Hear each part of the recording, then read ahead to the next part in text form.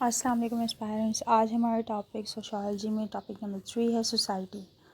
तो हम देखते हैं सोसाइटी की कैरेक्टरिस्टिक्स क्या हैं और सोसाइटी जो है हमें सोशियोलॉजी में क्या हेल्प आउट करती है, क्या चीज़ें बताती है। सबसे पहले सोसाइटी की मीनिंग को देख लेते हैं। Society refers to a group of individuals who share a common territory, culture and interact with one another. Society जो है वो इंडिविजुअल्स से ही बनती है, जिसमें उनकी टेरिटरी जो होती है, कल्चर और जो इनकी इंट्रैक्शन होती है आपस में वो कॉमन होती है। उनको हम सोसाइटी कहते हैं। It is a complex web of social relationships and structures that shape the behaviours, beliefs and identities of its members. Society में बिहेवियर्स और बिलीव्स जो होते हैं वो शेयर होता मतलब वो जो है वो शेप करते हैं एक सोसाइटी को, इसके मेंबर्स। और in society people collaborate, organise और cooperate to meet their needs and achieve common goals. ठीक है। फिर है कलेक्टिव आइडेंटिटी होती है। कलेक्टिव आइडेंटिटी होती है उनमें सबसे पहले। फिर होता है इंस्टीट्यूशनल फ्रेमवर्क, जिसमें फैमिली, एजुकेशन, इकॉनमी और गवर्नमेंट आती है। ठीक है। कल्चर ट्रांसमिशन भी होती है सोसाइटी में। कैसे कल्चर ट्रांसमिट होता है? क्योंकि नॉलेज के थ्रू, वैल्यूज़ के थ्रू और ट्रेडिशंस के थ्रू, मतलब जनरेशन टू जनरेशन जो कल्चर है वो ट्रांसफ़र होता जाता है। सोशल चेंज भी सोसाइटीज़ में आता है। Societies are dynamic and subject to change over time. मतलब टाइम के हिसाब से सोशल चेंज जो है वो आता रहता है, जिसमें पहले जो सोसाइटीज़ होती थी वो इतनी मॉडर्न या टेक्नोलॉजी से इतनी वाकिफ़ नहीं होती थी, और जहाँ वहाँ पहले इतना कास्ट सिस्टम भी अब नहीं देखा जाता था, क्लासेस नहीं देखी जाती थी। लेकिन अब जो है वो कास्ट सिस्टम, क्लास सिस्टम, ये सारी चीज़ें आ गई हैं। तो मॉडर्न और वेस्टर्न की तरफ ज़्यादा रुझान की वजह से मॉडर्न सोसाइटीज़ भी बन गई हैं। फिर हमारी characteristics of the society. Society की कैरेक्टरिस्टिक्स में सबसे पहले जो कल्चर होता है वो शेयर होता है, जिसमें उनकी बिलीव्स, वैल्यूज़ और नॉर्म्स जो और कस्टम्स, लैंग्वेजेस जो होते हैं वो आपस में शेयर होते हैं। सोशल इंटरेक्शन होती है, कम्युनिकेशन, रिलेशनशिप्स के थ्रू, इंडिविजुअल्स और कलेक्टिव नीड्स के तहत। ठीक है। इसके अलावा सोशल स्ट्रक्चर, बाकायदगी से स्ट्रक्चर बनता है, जिसमें डिवीज़न ऑफ लेबर, स्टेटस और कम्युनिटीज़ की सारी चीज़ें देखी जाती है। फिर आता है म्यूचुअल इंटरडिपेंडेंस होती है उनमें। इंटरडिपेंडेंस एक दूसरे पर रिसोर्सेज के तहत, सर्विसेज और सपोर्ट के तहत। फिर norms and rules and regulation, जैसे बिहेवियर्स की, आपको कैसे बिहेव करना है, मतलब छोटे बड़े बूढ़े, और मतलब कि कहीं पे शादी का माहौल है तो वहाँ पे कैसे बिहेव करना है, या फिर आपके मौत का है ऐसा कुछ तो कहाँ कैसे बिहेव करना है। तो ये सारी जो चीज़ें हैं वो सोसाइटी के कैरेक्टरिस्टिक्स में आती है। फिर हमारी आती है कम्युनिटी। कम्युनिटी की मीनिंग क्या है? कम्युनिटी जो है एक ग्रुप ऑफ पीपल्स को कहते हैं, जिनकी प्रॉक्सिमिटी एक दूसरे से बनती है, जिनके जो कॉमन इंटरेस्ट होते हैं, वैल्यूज़ होती हैं और सोशल इंट्रैक्शंस होते हैं, तो वो एक कम्युनिटी कहलाती है।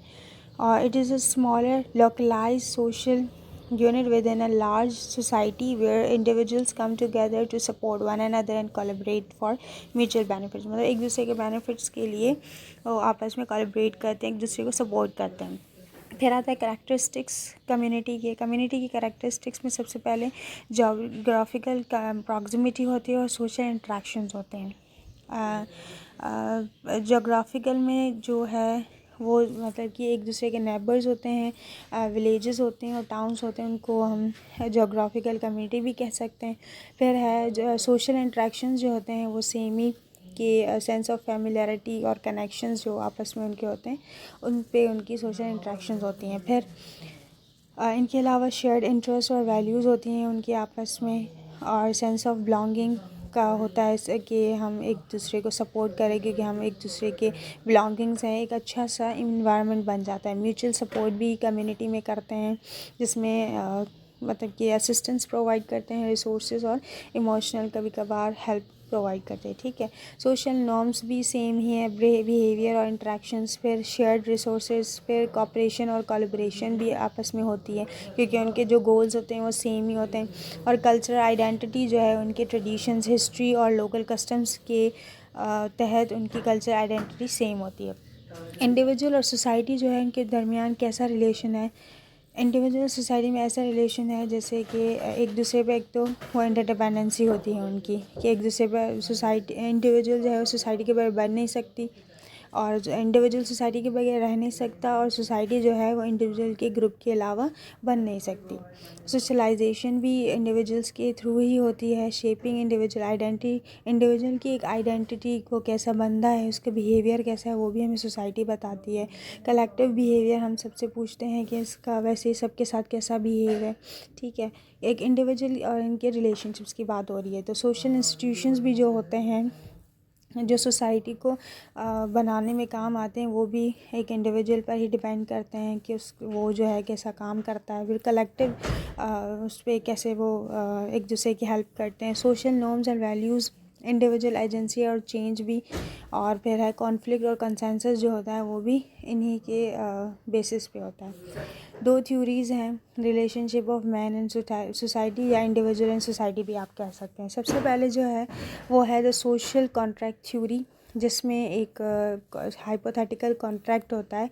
Individual surrender certain freedoms and rights of governing authority in exchange for protection, social order and benefits of living in a structured society.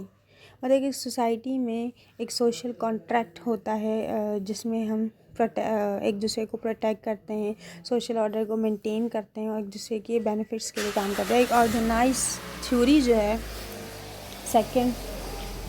Second organise theory में क्या होता है, also known as a organic analogy. Organic analogy होती है जिसमें society जो है वो देखती है किसी को, analogous to a living organism. This theory suggests that society functions as a complex system with interconnected parts such as contributing to the overall stability and well-being of the whole.